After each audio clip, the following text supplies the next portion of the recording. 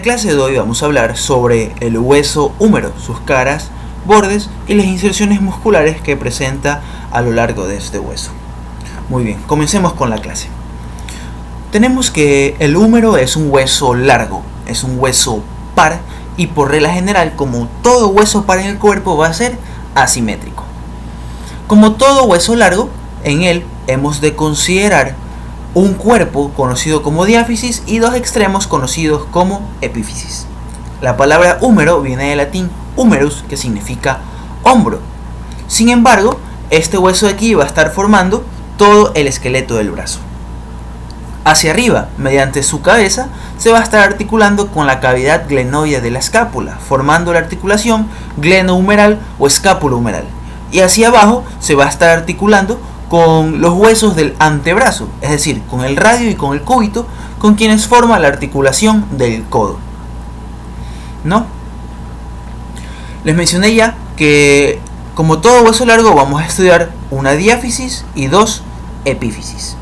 La diáfisis corresponde al cuerpo del húmero. Aquí tenemos una imagen esquemática del cuerpo del húmero, donde hemos de considerar tres caras y tres bordes. Tenemos primero la cara medial o interna, la cara lateral o externa y la cara posterior. De igual manera tiene tres bordes. Miren el cursor: un borde anterior, un borde medial y un borde lateral. A continuación vamos a describir parte por parte sus caras y luego sus bordes. Comencemos con la cara lateral o cara externa. En la cara lateral o cara externa del húmero únicamente vamos a encontrar un accidente anatómico, por así decirlo, que lo estoy señalando en este momento, que se la conoce como la impresión deltoidea, o por su forma, unos lo consideran como la V deltoidea. En la nomenclatura actual, en libros como Rouvier y Gardner, vamos a poder encontrar que esta impresión deltoidea se llama tuberosidad deltoidea, que estaría a esta altura. Sea cual sea el nombre que le demos, a mí se me hace más fácil decir impresión deltoidea. Esta impresión deltoidea va a tener dos labios, un labio superior y un labio inferior. En su labio superior se va a estar insertando el músculo deltoides, que lo estoy señalando con una flecha.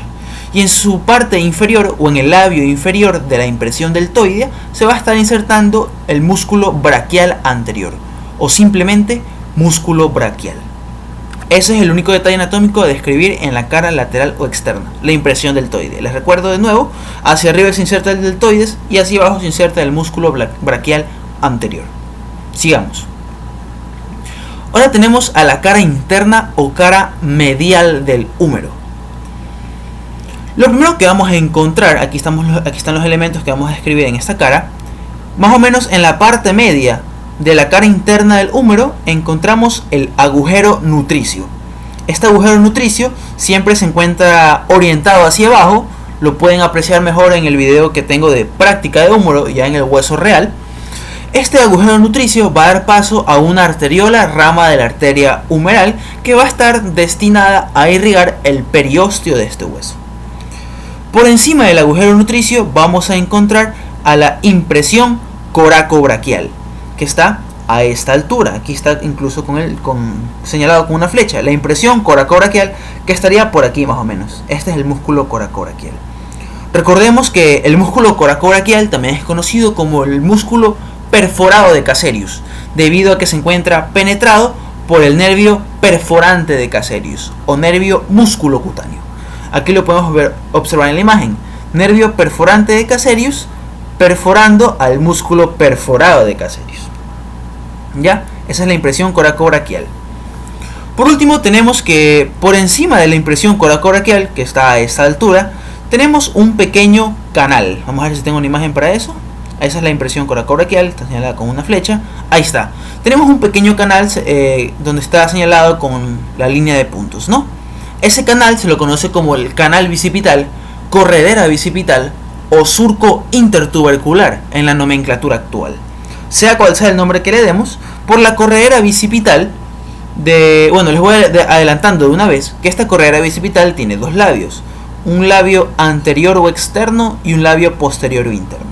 pero luego describiremos esto en el extremo proximal, así que no se preocupen. Por el momento solo mencionamos aquí a la corredera bicipital, en donde se va a alojar el tendón de la porción larga del bíceps. Mucho ojo con ese detalle, lo suelen tomar con bastante frecuencia. Con la siguiente pregunta: ¿qué camina o qué pasa por la corredera bicipital? A lo que tenemos que responder que pasa el tendón de la porción larga del bíceps. Ya, y esos son todos los detalles a escribir en la cara interna del húmero, salvo una pequeña variedad que les he traído a continuación. Aquí tenemos de nuevo la imagen de lo que es la corredera bicipital con el tendón de la porción larga del bíceps. Y bueno, esta es la variedad. Por debajo del agujero nutricio descrito en la cara interna, encontramos una pequeña apófisis que estoy señalando en este momento. Esta apófisis en realidad es una variedad. Se encuentra en el 2% de la población. Se la conoce como eminencia supraepitroclear o apófisis o proceso supraepicondilio medial. En la nomenclatura actual se lo conoce así: proceso o apófisis supraepicondilia medial. Y en la nomenclatura antigua como eminencia supraepitroclear. ¿Ya? En esta eminencia supraepitroclear se va a estar insertando una pequeña tirilla de esta manera, conocida como cintilla epitroclear. Cintilla epitroclear, que va desde la apófisis supraepitroclear hacia la epitróclea, formando este pequeño orificio o agujero osteotendinoso que va a dar paso al nervio mediano y a la arteria humeral, o en su defecto a la rama cubital de la arteria humeral. Les repito, ¿no? Por debajo del agujero nutricio, en la misma cara interna del húmero, en el 2% de la población, se encuentra presente una pequeña apófisis, conocida como eminencia supraepitroclear o proceso supraepicondilio medial, donde se va a insertar la cintilla epitroclear, que va desde esta eminencia o apófisis hasta la epitróclea, donde va a formar este orificio osteotendinoso que va a dar paso al nervio mediano y a la arteria humeral. La arteria humeral está acá arriba, en este caso en la imagen está dando paso a la arteria cubital. ¿Entendido? Listo. Terminamos con cara interna. Ahora vamos con la cara posterior del húmero. En la cara posterior del húmero existe únicamente un detalle anatómico a describir. Y se trata del canal de torsión, que lo estoy señalando en este momento en las tres imágenes. Este canal de torsión podemos observar que también tiene dos labios, al igual que la corredera bicipital. Tiene un labio superior y un labio inferior. El labio superior está prestando inserción al vasto externo del tríceps braquial, que estoy señalando en este momento con el cursor. Ese es el labio superior. Y el labio inferior va a estar prestando inserción al vasto interno del tríceps braquial, que lo estamos viendo aquí en el fondo. El contenido del canal de torsión va a ser la arteria humeral o braquial profunda y el nervio radial, que lo estamos observando en esta imagen. ¿Ya? Esa también es una pregunta que suelen tomar bastante. ¿Cuál es el contenido o qué pasa a través del canal de torsión? A lo que debemos de responder: nervio radial y arteria humeral profunda. Hemos terminado con la diáfisis del húmero o el cuerpo del húmero. Ahora vamos a describir sus epífisis, ¿no? Mencionamos que tiene dos epífisis: epífisis proximal o extremo superior y epífisis distal o extremo inferior. Ah, cierto, esto me faltaba, me había olvidado. Vamos con los bordes del cuerpo del húmero, ¿no? Tiene tres bordes: un borde anterior, un borde lateral y un borde medial. ¿Cómo sé que este es el borde medial? Muy fácil. Cogemos nuestro húmero. Recuerden que la cabeza siempre va a estar orientada hacia la línea media, porque se va a estar articulando con la cavidad glenoide de la escápula. Y hacia abajo vamos a encontrar a una gran eminencia no articular, aquí señalada con número 8, conocida como epitróclea o epicóndilo medial en la nomenclatura actual. ¿Ya? Su borde anterior comienza hacia arriba, o se confunde, mejor dicho, con el labio anterior de la corredera bicipital. Sigue su trayecto. Al aproximarse a la epífisis distal, este borde anterior se bifurca, dejando una pequeña depresión conocida como fosita coronoidea. ¿Ya? Fosita coronoidea. Por el momento dejémosla ahí. Esta la estudiamos más tarde al hablar de lo que es el extremo distal de este hueso. ¿ya? Y luego tenemos sus otros dos bordes, el borde lateral y el borde medial. El borde lateral va a estar prestando inserción al tabique intermuscular externo, mientras que su borde medial va a estar prestando inserción al tabique intermuscular interno. Pero ¿para qué sirven estos tabiques? Aquí tenemos un corte del brazo, aquí podemos observar el paquete vasculonervioso del brazo. Estos tabiques intermusculares están dividiendo el miembro superior en dos compartimientos, en un compartimiento anterior y en un compartimiento posterior. El compartimiento anterior va a estar ocupado, esto es muy importante, ojo, es pregunta de elección también. El compartimiento anterior va a estar ocupado por los músculos bíceps braquial, coraco braquial y braquial anterior, ¿ya? Mientras que el compartimiento posterior va a estar ocupado simplemente por el tríceps braquial. Y bueno, eso es nomás en cuanto a los bordes. Vamos ahora a la epífisis proximal o extremo superior, ¿ya? Lo primero que nos llama la atención aquí va a ser una eminencia redondeada en forma de cúpula, muy lisa, casi perfecta. Se la conoce como la cabeza del húmero. Está señalada aquí, bueno, no, con el número 5 en esta imagen, con el número 5 acá, bueno, de hecho en todas las imágenes está señalada con el número 5, ¿no? Esta es la cabeza del húmero que está destinada a articularse con la cavidad glenoidea de la escápula para formar de esta manera la articulación glenohumeral o escápulo-humeral. Por debajo de la cabeza del húmero encontramos un surco muy marcado que corresponde al cuello anatómico del húmero. Cuello anatómico del húmero, que separa la cabeza del resto de la epífisis proximal. ¿Ya? Saltémonos esto de cuello quirúrgico, más adelante lo veremos, y vamos directamente a lo que es el troquín y el troquíter. Ya esto aquí es muy importante, las inserciones que presentan estas eminencias, porque suelen tomarlas bastantes, ¿no? En el extremo proximal del húmero vamos a encontrar dos eminencias. Una, estoy señalando aquí en este momento, que es la medial, la más interna, que corresponde al troquín. Miren que troquín suena como chiquito, ¿no? Es más pequeña incluso la palabra. El troquín es interno y el troquíter, que es externo o lateral, y es mucho más grande. En la nomenclatura actual, el troquín se la conoce como la tuberosidad menor del húmero y el troquíter como la tuberosidad mayor del húmero.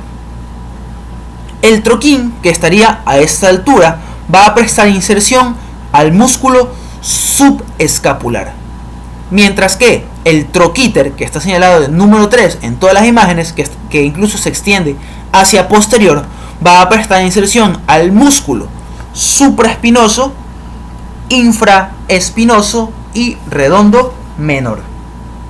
¿Ya? Tres músculos: supraespinoso, infraespinoso y redondo menor.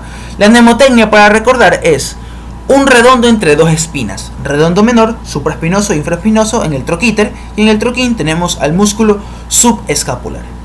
¿Ya? Y por último tenemos al cuello quirúrgico. Creo que tengo una imagen de eso, vamos a ver. No. Aquí de nuevo tenemos, acá está el troquíter, acá está el troquín, ¿si lo ven? Ya no tengo imagen de cuello quirúrgico. Ahí está, señalado con una línea. En este momento tenemos al cuello quirúrgico del húmero. Se denomina cuello quirúrgico a la parte del hueso que es más propensa a fracturarse, ¿no? Recordemos que a esta altura justamente va a estar lo que se conoce como el disco de crecimiento o disco epifisario, que está compuesto por, es un disco compuesto por cartílago hialino que ayuda al hueso al crecer en longitud. Una vez que este cartílago hialino, como sabemos todo cartílago hialino tiende a osificarse, toma el nombre de metáfisis. Sigamos. Ahora sí, tomamos el tema de la corredera bicipital. Para esto voy a volver un poco la diapositiva.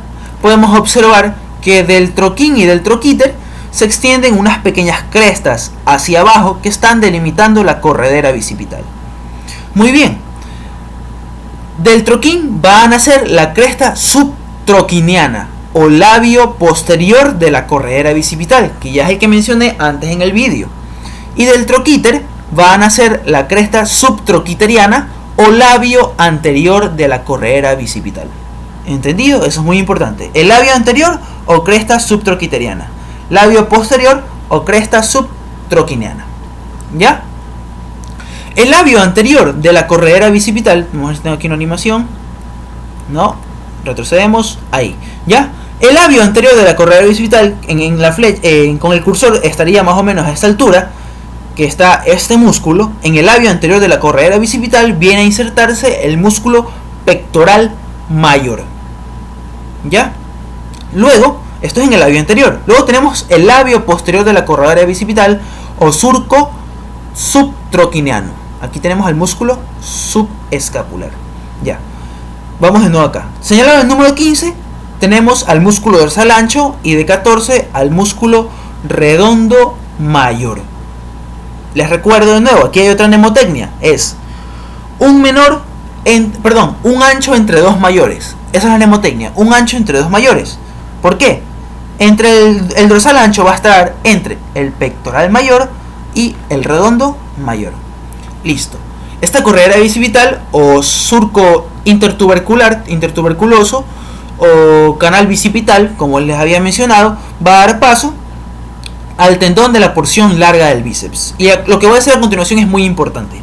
Esta corredera bicipital, como es un canal, es decir, que está incompleto hacia arriba, pero se convierte en un verdadero conducto, como están observando aquí, un conducto osteotendinoso, gracias a la presencia del ligamento humeral transverso o ligamento de Gordon-Brody. Brody se escribe B-R-O-D-I-E. Ligamento humeral transverso en la nomenclatura actual y ligamento de Gordon-Brody en la nomenclatura antigua, con epónimo, ¿no? Y bueno, eso en cuanto a corredera bicipital. Hemos terminado con el extremo superior o epífisis proximal del húmero. Ahora vamos al extremo inferior o epífisis distal. Lo que vamos a describir en este extremo inferior, o bueno, lo que nos llama la atención más bien, van a ser 4 eminencias que están aquí agrupadas. 4 eminencias que de lateral a medial son las siguientes. Tenemos el epicóndilo o epicóndilo lateral de la nomenclatura actual. Luego tenemos al cóndilo o cabeza pequeña del húmero o capítulo del húmero. En la nomenclatura actual se lo conoce como capítulo del húmero. Luego tenemos a la tróclea y por último tenemos a la epitróclea o epicóndilo medial. Un tip para que no puedan confundirse entre dónde está el epicóndilo y dónde está la epitróclea. Primero, que la epitróclea es mucho más voluminosa. Y si se ponen en posición anatómica, la epitróclea está mirando hacia el tórax, ¿no? Epitróclea, tórax, TT. ¿Listo? Vamos a comenzar a describir estas 4 estructuras y unas cuantas depresiones que encontramos por ahí. Comenzando con, bueno, ahí está el cóndilo, ahí está la tróclea. Comencemos con el cóndilo. El cóndilo del húmero, o cabeza pequeña del húmero, o capítulo del húmero, está destinado, es una eminencia redondeada, destinada a articularse con la cúpula del radio. Aquí estamos viendo, este es el radio y esta es la cúpula del radio, o la cabeza del radio. Por encima del cóndilo vamos a encontrar una pequeña depresión señalada en este momento con un triángulo, conocida como la fosita condilia, que en los movimientos de hiperflexión, esta fosita condilia que estaría a esta altura va a alojar el reborde anterior de la cúpula del radio. Esto es flexión, no es hiperflexión. Pero en hiperflexión, es decir, si el antebrazo estuviese flexionado totalmente sobre el brazo, el borde anterior de la cúpula del radio se alojaría a nivel de esta fosita. Ya eso es en cuanto al cóndilo, muy sencillo. Vamos ahora al epicóndilo o epicóndilo lateral. Mucho ojo con este detalle, ya que lo toman en el 100% de los casos. Les van a preguntar cuáles son los músculos epicondilios y cuáles son los músculos epitrocleares. Comencemos primero con los músculos epicondilios. Para esto les he traído una mnemotecnia, ¿no? Ahí está, cásese, epicóndilo, cásese. Ambos comienzan con C, no se pierdan con ese detalle. ¿Ya? Los siguientes músculos van a ser, tenemos primero al cubital. Bueno, ahí está señalado el epicóndilo lateral o epicóndilo, ¿ya? Para que estén orientados. Tenemos primero al músculo cubital posterior. Cubital posterior. O también conocido como el extensor radial del carpo. Cubital posterior o extensor radial del carpo. Luego tenemos al anconio, señalado con letra A. Tenemos al segundo radial externo, conocido actualmente como el extensor radial corto del carpo. Segundo radial externo o extensor radial corto del carpo. Con la E tenemos al extensor de los dedos. Mucho ojo con este grupo de 3 músculos, de hecho de 4 músculos, porque ven que están naciendo de un tendón común a nivel del epicóndilo. Para no perderse, si es que le ponen en una lámina, ven que el cubital posterior va del epicóndilo lateral y va a terminar hacia acá, directamente hacia el meñique. Luego tenemos al extensor radial corto del carpo o segundo radial externo. Extensor de los dedos. El otro corresponde al músculo supinador o supinador corto de la nomenclatura antigua. Y finalmente tenemos al extensor propio del meñique. ¿Ya? Esto es muy importante, sé que puede ser un poco difícil, pero se los tiene que saber. ¿Cuáles son los músculos epicondilios? Epicondilios, cásese. Cubital posterior, anconio, segundo radial externo o extensor radial corto del carpo. El cubital posterior también se lo llama como extensor radial del carpo. Luego tenemos al extensor de los dedos, supinador o supinador corto y extensor propio del meñique. ¿Ya? Listo con eso. Luego, ¿qué tenemos? Tenemos a la tróclea. La tróclea, ya se la señalé cuál era, está aquí, parece un pequeño lacito. La tróclea está destinada a articularse con la cavidad sigmoidea mayor del cúbito. ¿Ya? Con la cavidad sigmoidea mayor del cúbito. Por encima de la tróclea vamos a encontrar también una pequeña depresión, que ya se las había mencionado, conocida como la fosita coronoides, ¿no? Si recuerdan, cuando hablamos de borde anterior del húmero, habíamos mencionado que el borde anterior, a nivel de la epífisis distal, se iba a bifurcar, ¿no? Durante los movimientos de flexión, esta apófisis coronoides, se lo conoce como fosa coronoidea, que va a estar en relación con la apófisis coronoides del cúbito. Me equivoqué ahí, fosa coronoidea. ¿Ya? Por detrás del hacia posterior y por detrás de la tróclea, aquí tenemos una vista posterior del brazo y del antebrazo, vamos a encontrar una gran depresión, conocida como la fosita olecraniana, que va a alojar al olecranon del cúbito. Eso es en cuanto a la tróclea. Ahí está señalada la fosita coronoidea, que aloja la apófisis coronoides del cúbito. Por último tenemos a los músculos epitrocleares, que se van a insertar en la epitróclea o el epicóndilo medial. Para esto he traído otra mnemotecnia. Pueden utilizar pepecuflé o propaflecu. En el caso de que utilicen propaflecu, tenemos primero al pronador redondo. Luego tenemos al músculo palmar mayor o flexor radial del carpo. Palmar mayor o flexor radial del carpo. Luego tenemos al palmar menor o palmar largo en la nomenclatura actual. Palmar menor o palmar largo. Fle corresponde al flexor superficial de los dedos. Y finalmente Q corresponde al cubital anterior. Al cubital anterior, sí. Al cubital anterior. Mucho ojo, ya que no con tanta frecuencia. Rara vez podemos observar que el músculo flexor profundo de los dedos se va a estar insertando a este nivel. Y bueno, eso creo que ha sido todo. Para terminar, como han visto, el número para esta inserción a muchos músculos. En realidad son un total de 25 músculos, a veces 26, por el flexor profundo de los dedos, que se van a insertar a este nivel, ¿no? Aquí tenemos el extremo superior, troquín troquíter, las caras con sus inserciones y sus bordes respectivos, y su extremo inferior con los músculos epicondilios y epitrocleares. Este último grupo muy importante, así como troquín y troquíter. Mucho énfasis con eso. Y bueno, eso ha sido todo por hoy. Espero que les haya gustado el vídeo y sobre todo que los haya ayudado.